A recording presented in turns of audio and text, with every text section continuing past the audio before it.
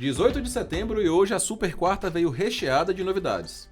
Por um lado, o primeiro corte na taxa de juros americana promovido pelo Fed desde 2020. Agora essa taxa se situa entre 4,75% e 5% ao ano. Já aqui no Brasil, o Copom anunciou agora há pouco uma elevação de 25 pontos base na taxa Selic, que agora passa para 10,75% ao ano. Para avaliar como essa decisão impacta a sua vida e mais especialmente os seus investimentos, eu tenho o prazer de receber aqui hoje o Vinícius Zanck, representante do time de economistas do Banco do Brasil. Seja bem-vindo, Vinícius. Boa noite, André. Obrigado pelo convite. E o Vicente Loduca, estrategista de investimento do BB. Seja bem-vindo, Vicente. Boa noite, André. Boa noite, Vinícius. Boa noite, pessoal de casa. Bom, as decisões a gente pode dizer que estavam em linha com os movimentos ou com as direções já mapeadas pelo mercado. Uma redução na taxa de juros americana e uma elevação, ainda que discreta, na taxa de juros brasileira.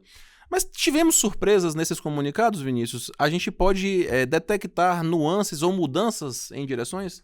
Perfeito, André. Eu acho que assim, a surpresa, começando lá para o Banco Central dos Estados Unidos, foi o tamanho da queda. A maior parte dos economistas lá fora esperavam um corte sim, mas de 25 pontos, algo mais parcimonioso, digamos assim. Então a grande surpresa foi esse corte um pouco mais agressivo, que não sei se vai se repetir a cada reunião, mas como um primeiro movimento eu diria sim que foi uma surpresa em termos de decisão de política monetária. E aí um outro ponto interessante a partir deste momento, desse corte maior que o esperado, a gente tem uma vez por trimestre, isso no Banco Central dos Estados Unidos, a revisão das projeções que os próprios membros do Banco Central fazem.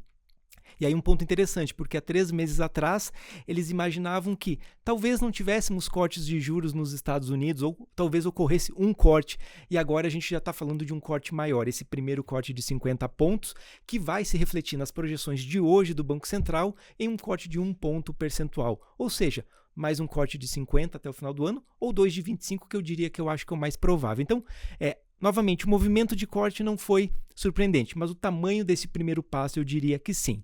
Em termos de Brasil, 25 pontos, conforme esperado, eu acho que era a ampla maioria projetava esse cenário de 25 pontos. E aí o que elementos de surpresa nisso? Eu acho que um pouco do tom do comunicado. A gente via o tom do comunicado do Banco Central brasileiro muito parecido nas últimas reuniões. E aí agora eu considero que teve uma mudança de chave, uma virada de chave nesse tom. Foi um tom que reconhece a inflação bem mais problemática, apesar deles trazerem os mesmos elementos de risco, o Banco Central finalmente reconhece que o balanço de riscos hoje é assimétrico, ou seja, os riscos de uma inflação altista ela é maior do que uma inflação baixista. Outro ponto que a gente já batia na tecla quando a gente conversava com os nossos clientes, do famoso hiato do produto, que é se a atividade econômica está em linha ou não com o seu potencial.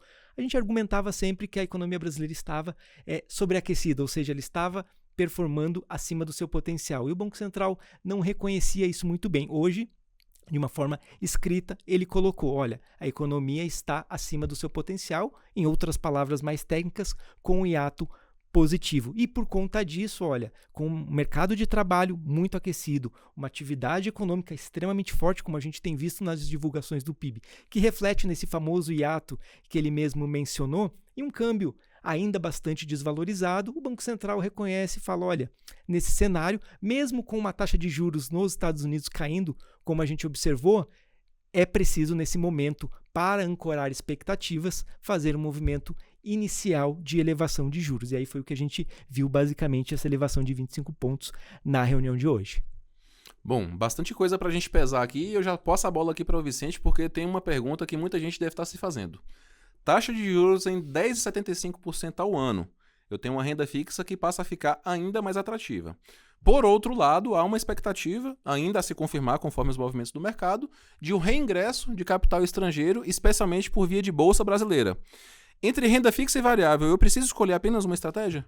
André, perfeita sua análise. Assim, a gente não precisa escolher, já respondendo a sua pergunta, a gente não precisa escolher renda variável e renda fixa. Acho que o processo de alocação de ativos, o processo que a gente sempre faz com nossos clientes é a diversificação. Mas antes de entrar mais especificamente na diversificação, acho que a gente tem que dar um passinho atrás para reforçar essa questão que o Vinícius bem trouxe, como você também trouxe, que é essa diferencial da taxa de juros. A gente abriu esse diferencial de taxa de juros, com aumento aqui e diminuição nos Estados Unidos. E aí eu vou dividir aqui minha fala em duas. Primeiro começando lá fora e depois aqui dentro no Brasil. Lá fora, essa sinalização, né, essa diminuição da taxa de juros americana, e aí logo na sequência a gente acompanhou ali, o mercado avançou de forma positiva, o câmbio, o real ali versus o dólar também avançou, acabou se valorizando, mas a gente, quando tem a fala do Powell que disse que os 50, essa diminuição de 25, ela não vai acontecer, né, na mesma velocidade, né, já colocou um freio no mercado. Né? E aí é importante que a gente, esse freio aí, ele vai acontecer, vai se perdurar ao longo dos próximos meses, ao longo das próximas reuniões do Fed, e aí é onde a gente tem que ter calma e tranquilidade para analisar o que está por trás disso. E o que a gente enxerga ali, né? Na verdade é um soft landing, então a gente acredita, imagina ali que tem ali um pouso tranquilo da economia americana, e isso deve refletir de forma positiva para o mercado acionário americano. Então a gente enxerga como possibilidade também investimento no exterior, tendo ali uma alocação um pouco mais direcional para essa classe de ativo. E agora, quando a gente está falando aqui dentro no Brasil, né? Como você falou, André, com o aumento de taxa de juros, a renda fixa, naturalmente, ela fica mais valorizada, fica mais atrativa, né? Mas, ao mesmo tempo, a gente tem do outro lado uma sinalização, como o Vinícius muito bem colocou aqui, de um Banco Central, assim, mais sincero, confirmando ali as preocupações. Isso tem um tom positivo para o mercado, né? Do Banco Central, ele tendo esse compromisso com a inflação. Isso também é positivo na confiança, que também acaba sendo positivo quando a gente está olhando ativos de maior risco, no caso aqui a Bolsa Brasileira. E é como você falou, esse ingresso, né, de capital, seja buscando uma rentabilização maior por meio da renda fixa pós-fixada, ou com uma oportunidade na renda variável aqui no Brasil, pode contribuir sim com relação à melhora na taxa de câmbio aqui no Brasil, tornando aí o real mais valorizado. Bom, Vinícius, quando a gente fala de economia, de projeção, a gente está falando basicamente de confiança e de expectativa. Veio alguma sinalização para os próximos movimentos, tanto lá fora quanto aqui no Brasil? Bom, lá fora, André, a própria projeção, digamos assim, dos membros do Fed já dá um bom indício. Então, aquela taxa de juros que era 5,50 deve caminhar na expectativa dos próprios dirigentes para algo próximo a 4,5 neste final de ano. Então, eu diria que essa é a melhor projeção que a gente tem, ou melhor sinalização, porque ela vem do próprio Banco Central norte-americano. No Banco Central brasileiro a gente não tem isso, os membros não falam, olha, a gente acha que a taxa de juros que a gente mesmo decide vai para este nível. Eles dão alguns detalhes, algumas pistas do que eles podem estar pensando. Novamente, eles falaram que é o primeiro aumento de mais alguns que virão. A grande dúvida agora é saber quantos serão esses movimentos, até quanto que vai essa taxa de juros no Brasil. E aí eu acho que teve um elemento importante. Hoje a gente tem um cenário de mais aumentos de 25 pontos nas próximas 2 reuniões neste ano e mais um aumento no início do ano que vem, o que levaria a taxa Selic para 11,5. A gente está falando de um 11,5 que fica estável por alguns meses e poderia começar a cair mais lá para o final de 25. Mas aí qual que é uma outra surpresa que eu diria que me chamou bastante atenção? A piora nas projeções de inflação do próprio Banco Central. O que o Banco Central faz? Ele pega os números de mercado, pega quanto que está o câmbio, quanto que está as projeções de Selic, ele faz algumas suas projeções. Da última reunião para cá, as projeções do Banco Central para a inflação no início de 26, que é o horizonte que ele está olhando, pioraram consideravelmente com uma taxa de câmbio que nesse período ficou relativamente estável, mas uma taxa Selic bem maior. Ele tinha simulado com uma taxa Selic estável em 10,5 e agora ele está usando um cenário do Focus, que é o cenário referência igual ao do Banco do Brasil, indo para 11,5. Ou seja, apesar de uma Selic mais alta nas suas simulações, muito por conta dessa atividade econômica mais forte, o Banco Central piorou numa magnitude que eu diria considerável a inflação projetada lá no início de 2026. Ele não disse isso, mas entendendo um pouco dessas nuances, olha, essa taxa de 11,5 de Selic que vai, se nada mais mudar, o Banco Central não entrega a meta de inflação de 3% lá no início de 2026. Ou seja, ou o Banco Central precisa ir além dos 11,5%, então uma taxa acima disso no início de 2025, ou algo externo, aquilo ali precisa melhorar. E eu acho que o elemento mais fácil de se imaginar, que é algo que a gente aposta no nosso cenário e que ajudaria essas projeções de inflação a reduzirem, e aí pegando o gancho do que o Vicente falou, valorização do câmbio. Estamos num processo relativamente agressivo de corte de juros lá fora e um Banco Central brasileiro que não apenas começou um processo de início de Selic, mas deu um tom bastante realista, como você mesmo usou a palavra, Vicente, das condições das dificuldades de inflação. Então, nesse sentido, a gente pode ver um movimento de valorização do câmbio. Hoje a gente trabalha com um câmbio mais apreciado, próximo a 5,20. A gente viu que em uma semana o câmbio valorizou 20 centavos, então a gente sabe que isso é um processo relativamente fácil. Então, essa seria uma premissa forte. Se a gente observar uma apreciação da moeda brasileira, como é o esperado nessa fase de movimentos contrários de juros, talvez o 11,50 seja suficiente. Se a gente não vê melhora de expectativas inflacionárias ou uma valorização do câmbio na faixa ali dos 5,50 a 5,60, aí talvez o mercado pode começar a questionar que o 11,5 não seja suficiente para o Banco Central e ele vai ter que ir além disso.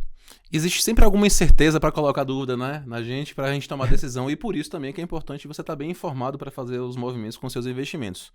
Vicente, via de regra, quando se tem uma perspectiva de elevação de taxa de juros, se fala muito em renda fixa pós-fixada. É claro que também aqui a gente está com elementos que podem indicar que ainda no exterior existem boas oportunidades para investir, especialmente também mercado de renda variável. Como é que você avalia essas perspectivas? Perfeito, André. Acho que o ponto só falou uma coisinha antes também, né? Só para deixar claro para todo mundo, né? A gente teve um aumento aqui de 25 bips, né? E teve lá fora uma redução de 50. Porque a gente está aqui no ao vivo, André. Não sei se eu falei aqui rapidamente, tinha trocado o número, mas só para deixar claro para todo mundo, porque não tem edição, né? Então deixar claro para todo mundo. Mas pegando o gancho da tua pergunta, Andrezão, seguinte, quando a gente está falando de diversificação, a gente tem que olhar várias caixinhas, né? E o ponto que o Vinícius trouxe aqui, né, sobre essa expectativa, inclusive ali de uma elevação de Selic até 11,5 e com potencial até de avançar além disso, né, se o objetivo for perseguir de fato mesmo ali a meta da inflação, então é uma coisa que a gente já deixa de lado nesse primeiro momento, pré-fixado. Então, pré-fixado, se você for manter ali o seu título, enfim, a sua posição até o vencimento de um título pré-fixado, ok, faz sentido, mas a gente não vê ali uma captura de ganho tão expressiva. Então, é uma classe que a gente tem na nossa carteira sugerida, né? Porque o modelo de Asset Allocation, ele preconiza, né, essa diversificação e ele é muito vencedor, mas não é o que a gente coloca ali uma sobrealocação. Já no pós-fixados, naturalmente, ele se torna ali mais atrativo ainda, né, nesse cenário, mas eu queria destacar a oportunidade que a gente tem tanto em renda variável no Brasil quanto em renda variável lá fora. Aqui no Brasil a gente não tem um trigger, a gente não tem um direcionador muito claro, tão positivo ou tão negativo, então a gente acredita ali que você tem uma oportunidade de exposição, mas tendo consciência de que você pode amargar ali durante algum período momentos de oscilação que pode puxar o seu retorno para baixo.